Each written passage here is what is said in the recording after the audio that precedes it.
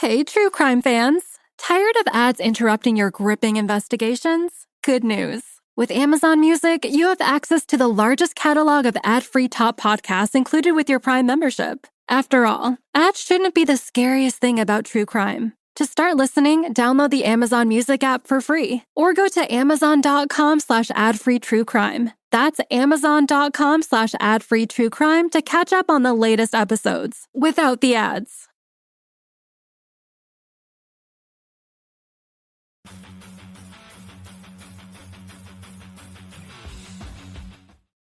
What's going on, everybody? It is Jason. I am joined today by Jeff Haas. Jeff, how are you doing? Doing good. How about yourself? Good. Been looking forward to talking to you. We've talked through email off and on over the year, but we've never actually talked face to face. So I'm kind of excited. Well, hopefully I can meet your expectations, or maybe you should lower the expectations. I'm not sure which. So the question I like to ask people first, kind of the origin story. What made you want to get into writing, and particularly comic books? I'm a second generation comic book nerd. My father was a comic book nerd in the 60s and 50s, and he introduced me to comic books basically when I was 8 or 9 years old, and I've been reading them pretty much consistently for now, I guess, 35 years. And my father's also a writer, novels, a screenplay, and watching him write made me want to be a writer as well. And for better or worse, I've been giving that a shot for a long time too. Nice. So when did you start writing? For as long as I can remember, first grade, third grade. I would write little short stories, and eventually it just evolved over time. Nice. So where did you come up with the idea for the end of all Terminus? I honestly, God, don't really know, to be honest with you. I mean, I'm a longtime Star Trek fan. I'm a longtime fan of movie Aliens and a bunch of other sci-fi. I'm a sci-fi nerd, much as a comic book nerd. And basically the idea, sometimes when you're a writer, the idea is sometimes, or sometimes you're going to force an idea. Sometimes something directly inspires an idea, and sometimes an idea just kind of pops into your brain. And as I was working on on a short story comic book I was thinking about, which would have been an Old West ghost story, this idea popped in my head. The idea of the ship and the characters and the ending. And the more I thought about it, the more it started coming to life in my head. And every once in a while, when something grabs your attention that much, you kind of just have to go for it. So I quit the other short story I was going to work on. I was like, you know what, I'm not in the mood to do this one's not the one anymore. It's got to be this. And I started writing it, and the more I wrote it, the more I got jazzed about how it was sounding, how it was looking, and the storyline, and I had to keep going. Nice. So how hard is it to find people to draw the comics for you? That's a loaded question. It's easy to find someone who you can pay to do the artwork. It's really hard to find someone who will follow through and actually do it. I guess maybe that's the best way to phrase it. I've had a lot of artists who have taken money and not completed work. But every so often you find a good one. I worked really well. Frankie Washington was really good. Joe Wong was really good. And this time I'm using Brad Shipp, who is on top of it. He's a great artist. He's became a friend. Someone, we can have regular discussions about the topic. About the comic book and things of that nature. But yeah, sometimes you got to get lucky and find a good artist, because, like I said, I've been fleeced enough times to be very cautious about it. But in this case, apparently I was right. It worked. Nice. So where can everybody go find some of your other work? Can you tell us about some of your other stuff that you've done? Sure. I'm currently working on Malek Reigning Devil. It's on the 3rd issue. It's a story about an angel that was sent to hell by God to kill the devil. And for reasons that are kind of a little complex, the rule is when you kill the devil, you become the devil. And he realized he did not want to be destined to live in hell for the rest of eternity, and he's kind of pissed about that. So he's setting up a rebellion against God, and the issues follow his rise to power and his eventual confrontation with God.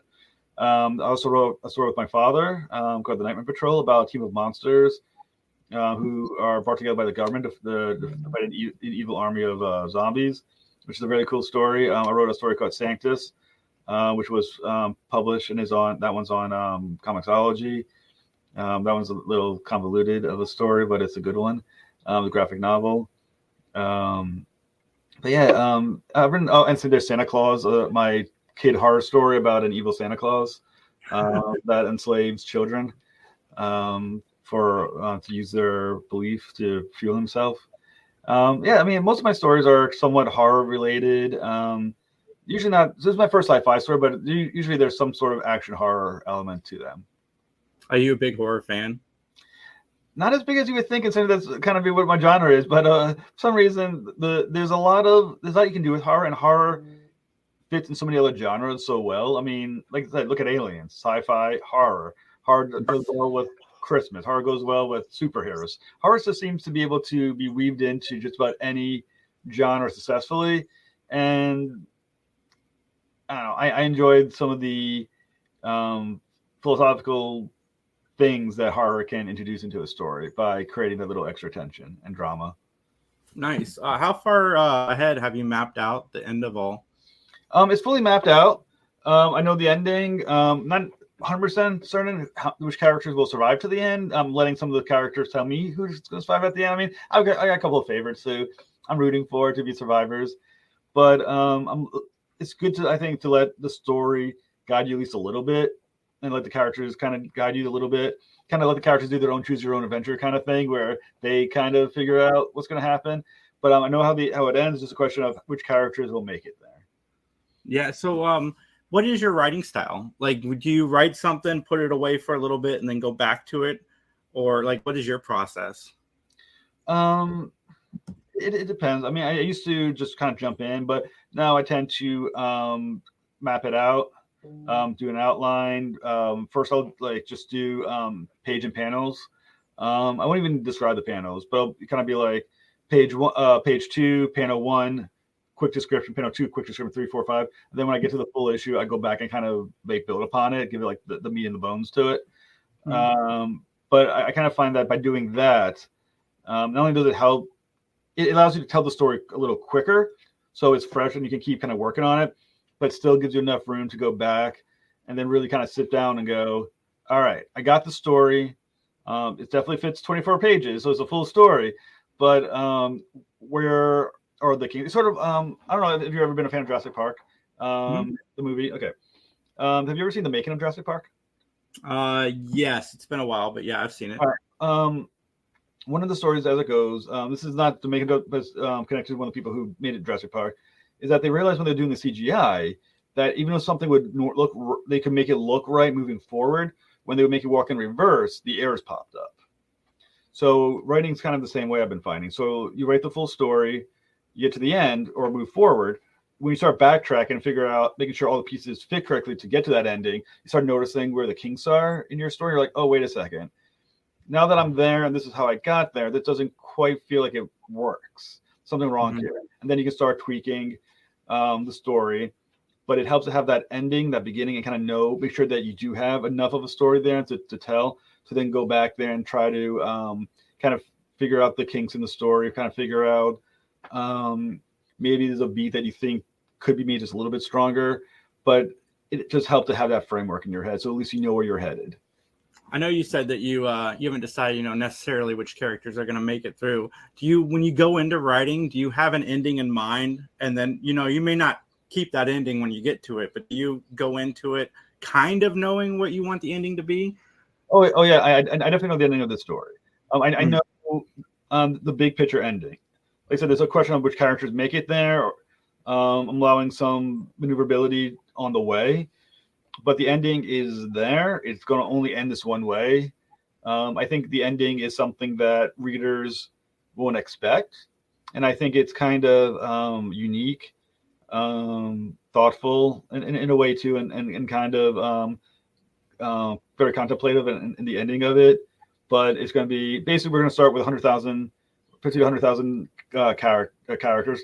Most of them are not going to be shown, but how many are on the ship? And at the end, about 15 to 20 will make it through the end. So I'm planning on killing about 99,980 individuals in order to make it to the end. But the end, I think it's something special. I think it's unique. And I really do think it's something that can only be told in indie comic books because, let's face it, the big two wouldn't have the balls to end a story this way because they have too much franchise things to concern themselves with, and things of that nature. Yeah, absolutely. So tell us about the Kickstarter. Okay, as you can see, the Kickstarter has at the moment of this ends May the 4th. Be with you. It's basically what I determined. Anyone, if we hit 50 backers, anyone who buys a physical copy will get another issue free. They'll get a variant, either a variant comic book free of issue 2, in addition to whatever they bought, or they'll get another comic book written by me free of charge. So we want to hit 50 backers. That's the incentive. So guys, get me to 50 backers. I would like to do that. It is fully funded, though. Like I said, I want to hit that first stretch goal as well, which would be a keychains. And I also wanted to make sure there's enough demand to keep moving as well. Mm-hmm. So I want to get to that 50 backer mark. I think that's important to me. There's a black and white version, a grayscale version. There's colored version as well for the second issue that I'm working on as well. The color version is a little more expensive than the black and white for obvious reasons. I'm paying for colors now. Yeah. But like I said, I really think you guys, people give the story a good chance.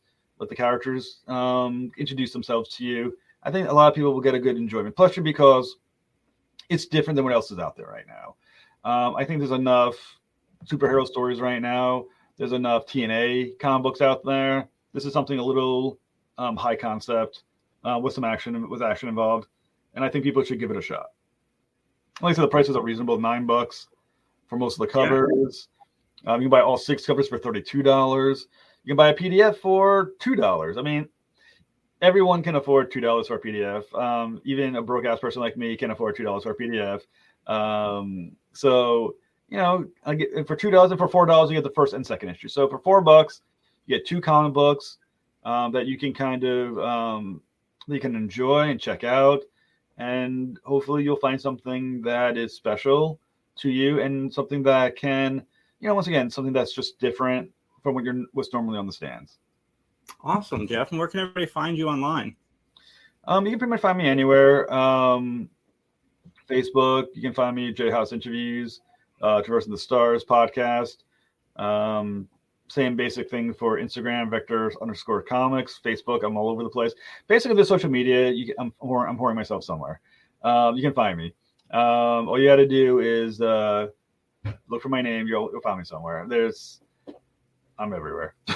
I'm on TikTok. You'll find me anywhere. Everybody, please support indie comics. They're the backbone of the comic industry right now. Very important to me. It's a passion of mine. So definitely go support Jeff and the Kickstarter. The links to all of that is down below. Jeff, thank you so much for joining me tonight. And everybody have a great night. Like, comment, subscribe. Talk to you soon. Bye. Whether you're solving murders during breakfast, cracking cold cases on your commute, or playing amateur detective at bedtime, Amazon Music's got millions of podcast episodes waiting. Just download the Amazon Music app and start listening to your favorite true crime podcasts ad-free, included with Prime.